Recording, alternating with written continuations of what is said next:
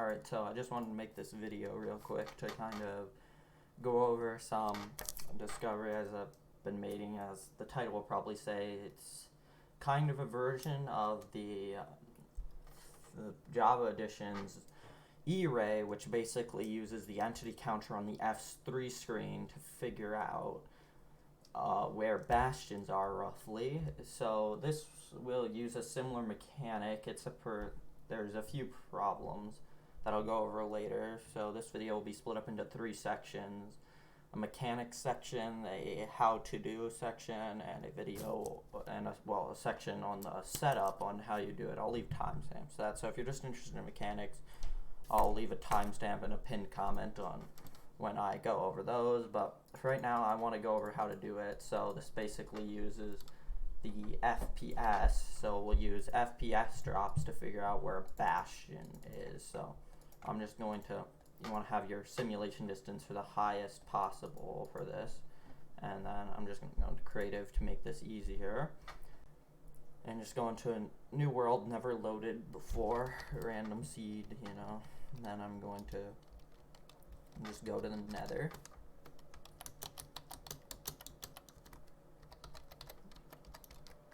So you can't see my FPS counter in the video, which I couldn't really figure out how to get that to work. So I'm just gonna have to kind of tell you, you're gonna have to trust me on the FPS thing.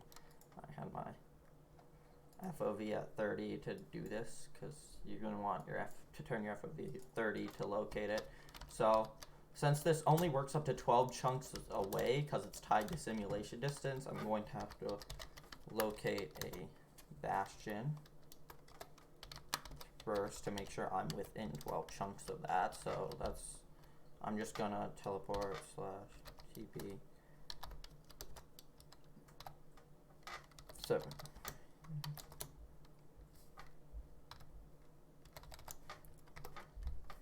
So I'm not like near it I'm not like next to it per se right now, but I'm close enough. So then I'm going to switch that, and now I don't know where it is, by the way, just so you know, like I have no idea, but I'm going to. So right now my FPS is 1300. I'm going to go around a circle: 1500, 1500, 1200, 1500. It's lowest here. That was just a dip back here, so you can check around again. So it is kind of low right here, but as you can see, there's a Basalt delta, which is actually why, because those will trip out your FPS, which is a big issue with this. Using a no particle pack will increase reliability, but I'm not sure if the mods will allow that, because there are particles in the Basalt delta biome. So that was tripped out by the Basalt delta, and the bastion is right over here.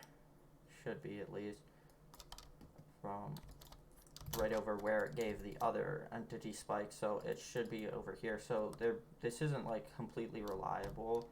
As I said, it's somewhere over here according to where it said, but like, okay, I'm gonna have to go back and yeah, it's right over here.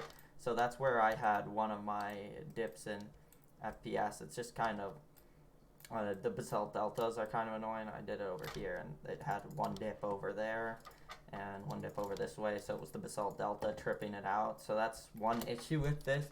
Previously loaded chunks will have a little bit lower. That's a little easier to compensate for, but also just biomes that give off a ton of particles, just like this. You can see there's just particles floating in the air. That will give off some lag. So if you can get a pack that doesn't do that, and if the mods will allow that, this is a lot more accurate. But you can roughly locate where bastions are, which is nice. I've used this in FSG before, actually, because there was when I teleported in, I couldn't locate the bastions or anything, so I just quickly went around in a circle without even switching my FOV and saw there was an FPS drop in one direction, so then I did that. So now I'm going to go over mechanics on how this works exactly. So I'm going to quick do some stuff.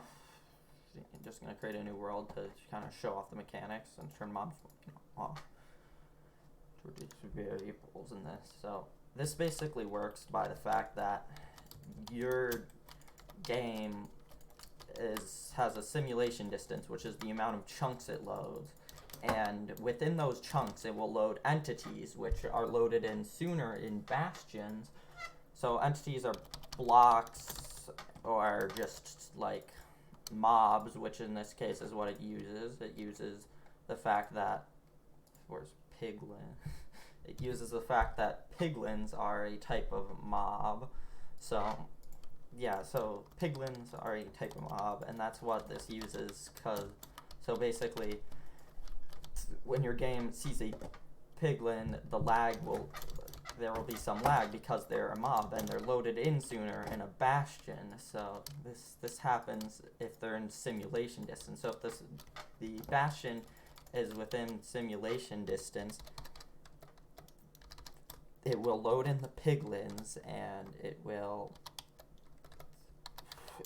load in the piglins, and then your game's FPS will go down, which is frames per second, because that will cause a lag spike when you look in that direction. So this goes by the mechanic that, one, you can load in entities no matter what if they're in your simulation distance. So that means that if they're in your simulation distance, yeah, I don't know, I'm just having trouble talking.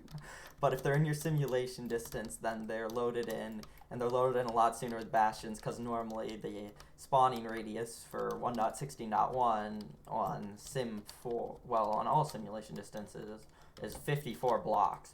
So that's a lot less than simulation distance 12, which is the whole thing. And also, there's a density cap, so that's for 9x9 chunks, so it's getting a little more complicated. That's 16 mobs, so there won't be that many mobs doing that. So the majority of your lag will be coming from those bastions that will have a ton of mobs in them.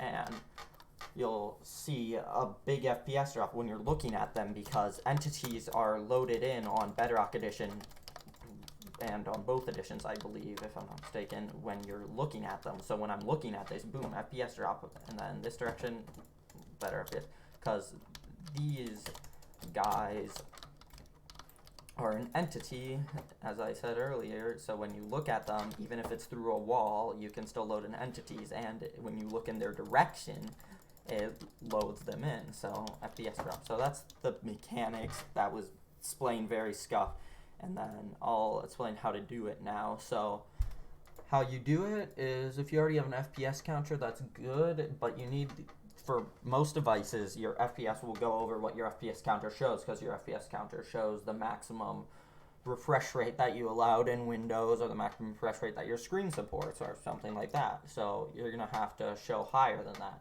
And how you do that is you want to go to your user, your app data, the local from there to packages folders, and basically just get to your com.mojang folder. And then once you go to that, you click on Minecraft P, and you need to go into the options.txt, which is a text file.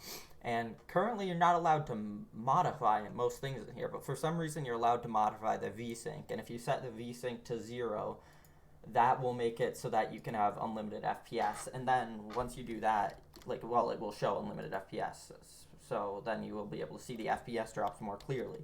So then, because right now I'm getting well over 144 hertz, which is what my monitor supports. And then you can just click Windows, the Windows key, and then the G button. This is for PC, because that's what I play on. I mean, it's obviously going to be different for different devices. But for Windows 10, that's what you can click the Windows key and the G key. No programs needed to be installed. And then you can enable the performance tab within the Windows game bar, and then you'll be able to see your FPS unlimited amount.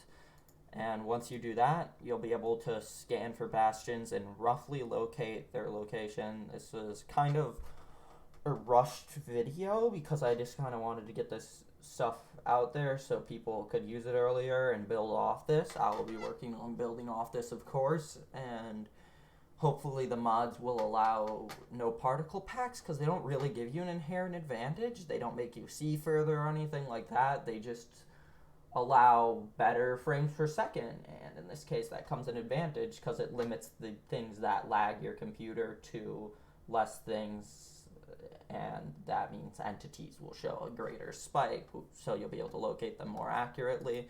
I hope this video helps you locate a bastion more easily. And yeah, that's pretty much all I have.